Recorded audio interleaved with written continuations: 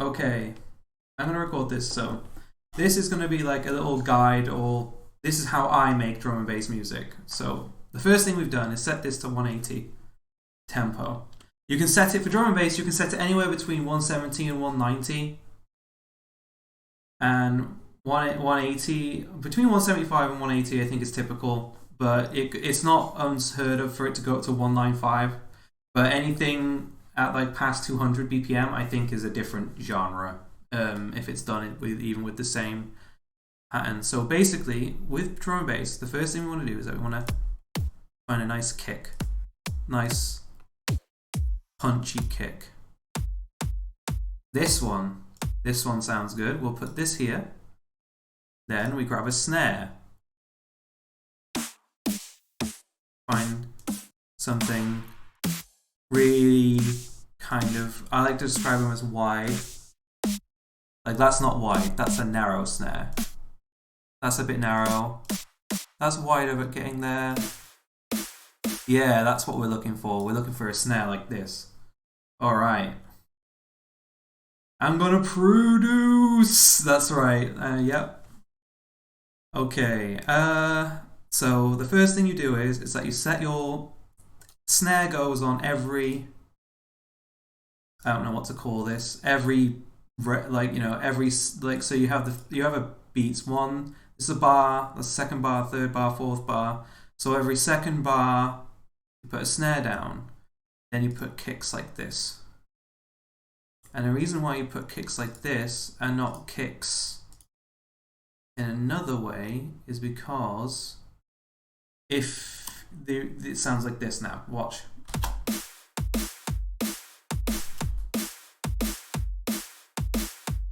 Okay, yeah. See? That's the drum and bass. Every single drum and bass song has that fucking pattern, yeah? Except for like maybe 10%. But that's the basic drum pattern. So after we found those two, we have a little bit of leniency in like the pattern. So we can choose a hi-hat now. That sounds like it could be nice, but it sounds a bit too, this could be good. So we want to basically, with the hi-hat you have freedom. Even if you just put it on every fourth step, it sounds pretty decent. See, it already gives it a little bit of, what we want to do is let,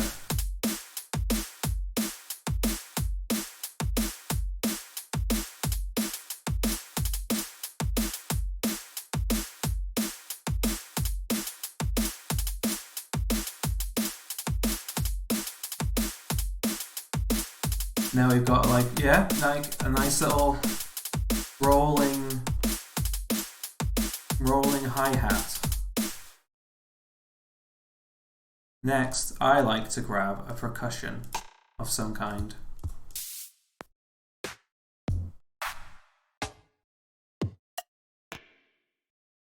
This sounds like it could be cool. And then again, you kind of have a bit of freedom to choose where it goes. Like I'm gonna kind of just do it like this. See if this sounds good. If it doesn't sound good, then we'll change it.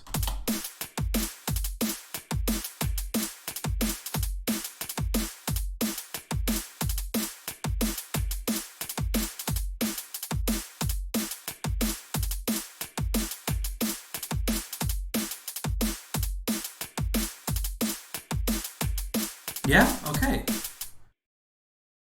We have our song's basic drum pattern. Brilliant, right? Okay, so next up, we're gonna load up a synth. We're gonna load up Flex. Part of the reason why I'm using Flex is because, one reason is because anyone who's watching this who owns Fruity Loops will be able to use Flex. And also because Flex is kind of robust in its synthesizing. So we basically want to get a nice kind of rolling low tone bass kind of thing going. Not something like Coin Sweeper. This is a...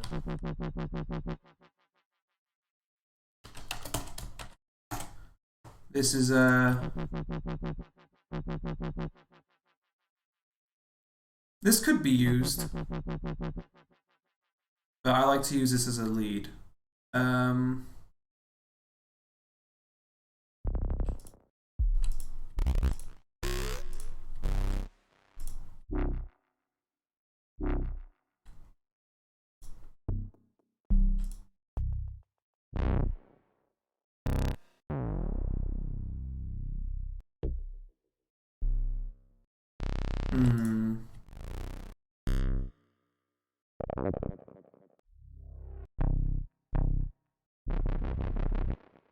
Okay, yeah, we can do this. Let's see what we can do with this.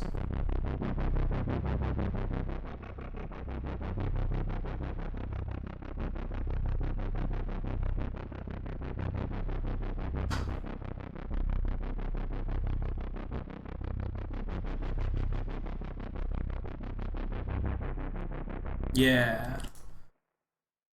So then we move to a new pattern, and we... No, that's too high. There it is.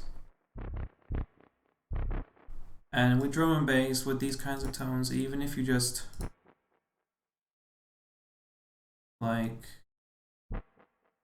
go something simple like this, you can see this happen.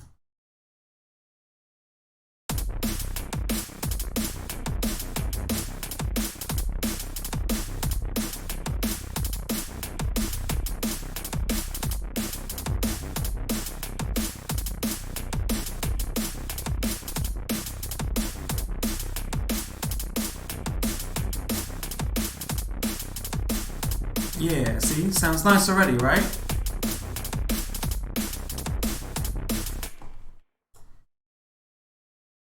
Then we will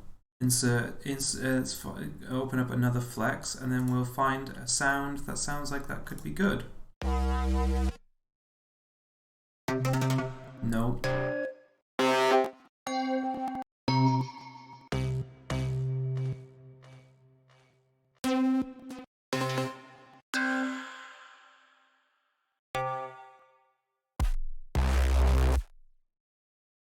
Whoa, that's a bit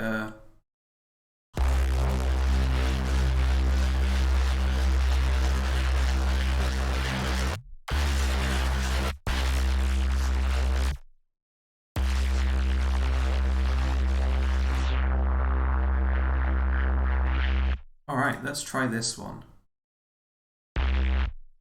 And for the bass, you want to do long notes, like I put earlier. For this one, you might want to be able to be like experimental. And by experimental, I mean just like shorter, something maybe like this.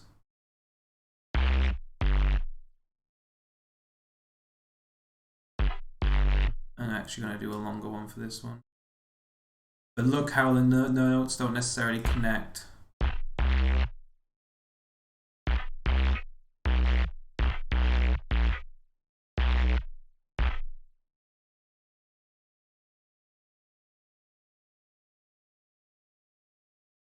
Let's see how this sounds.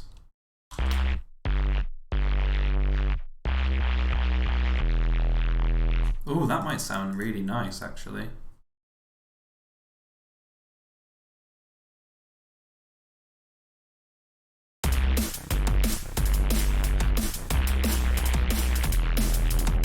Ooh, okay. Yeah, yeah.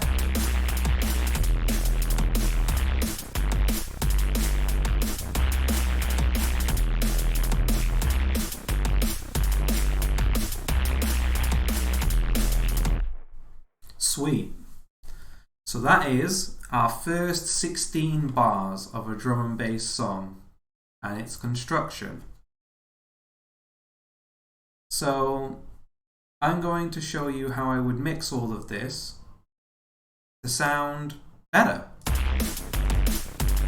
So we have so in Fruity Loops, when you put your sounds down, these things here indicate where the placement in this rack. and you open this rack by pushing this button. So if you have a look, when I press play, it shows you that now and now it lights up here. It lights up here when the sound's playing. So the first thing I do is that I'll have it playing. Turn this down a little bit for a second.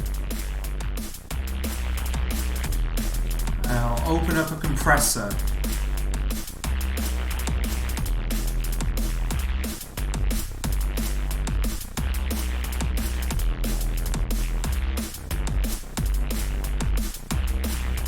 The compressor, the multiband compressor, allows you to highlight sounds from highlight frequencies from the sound. So I'm going to be able to make these sounds pop out a lot more with this.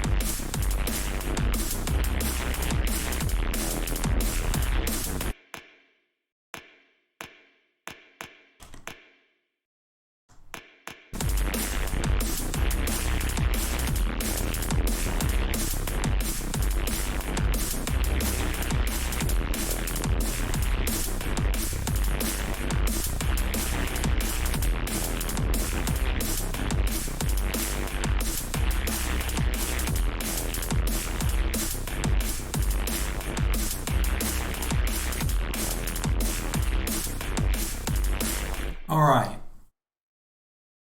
so that would basically be the basis for anything, but I like to give it the Klingy sauce, which is bit crushing basically.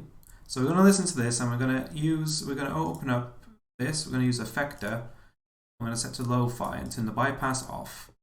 But we're going to listen to it again back over while we play around with this lo-fi thing, and we'll be able to change the sounds.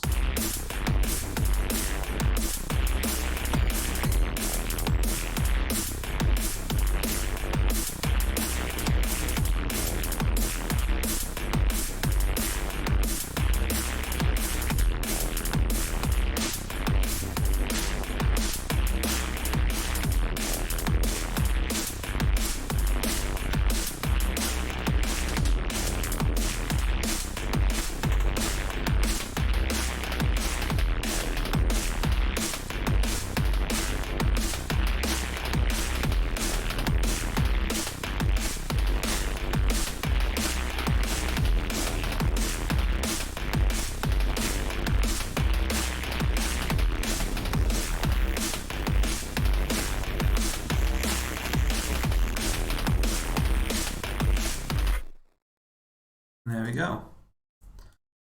I'm gonna call this Scrunky. Maybe we won't call this Scrunky when it comes out. But that is going to be the end of the YouTube video at least. Oh, I got a new follower. Ninja Gaiden 9. Hello, thank you. Nice, hello. We're just making some drum and bass music. I literally just finished my little tutorial video.